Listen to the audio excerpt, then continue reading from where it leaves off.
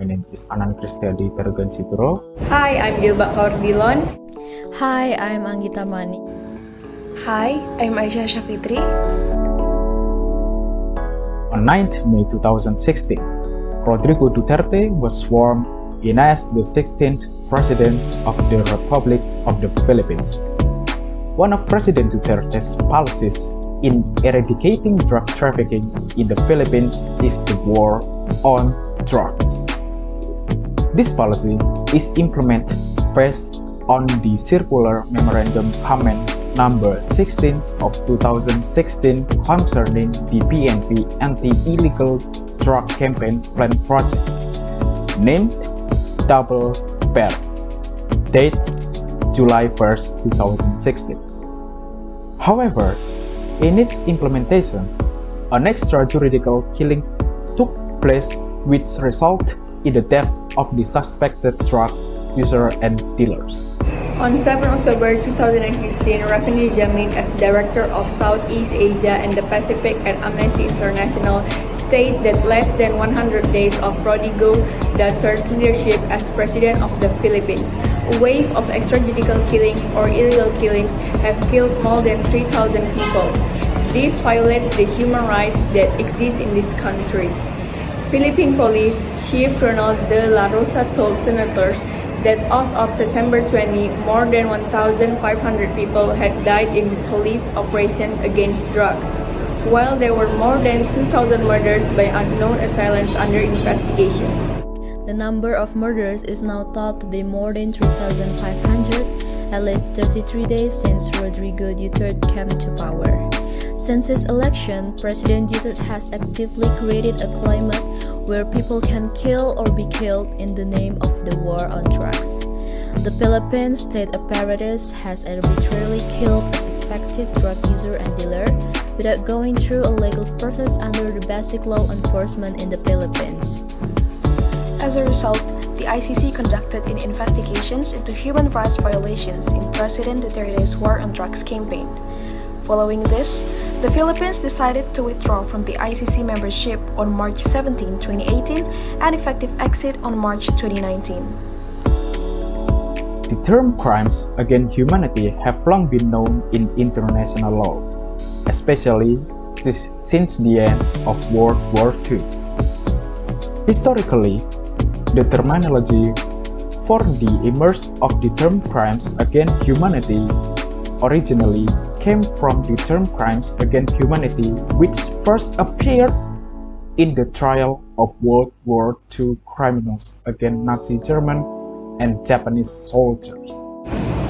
Concerning this crime against humanity, Article 7 of the 1998 Rome Statute has confirmed and qualified the form of the crime.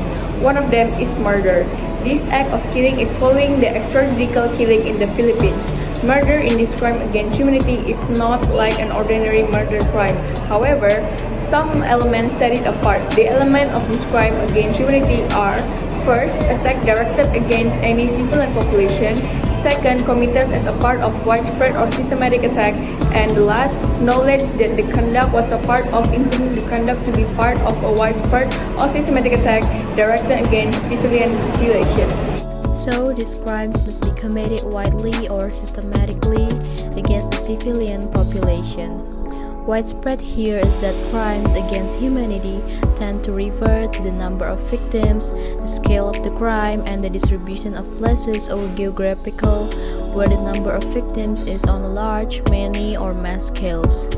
The action is massive or repetitive, that it is done collectively with considerable seriousness.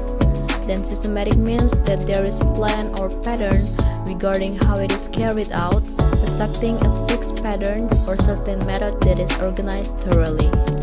To be considered a crime against humanity, one of the two elements, whether widespread or systematic, must be met. In the case that occurred in the Philippines, there are thousands of casualties due to this policy. In addition, there are widespread or systemic attacks. This is evidenced by the method that was organized from the beginning to end until the loss of thousands of lives in various regions of the Philippines. This attack was also aimed at the civilian populations, as evidenced by the death of drugs personalities not in the state of war. In addition, here the perpetrator also knows that his action is a crime that has been planned or is part of a systematic element.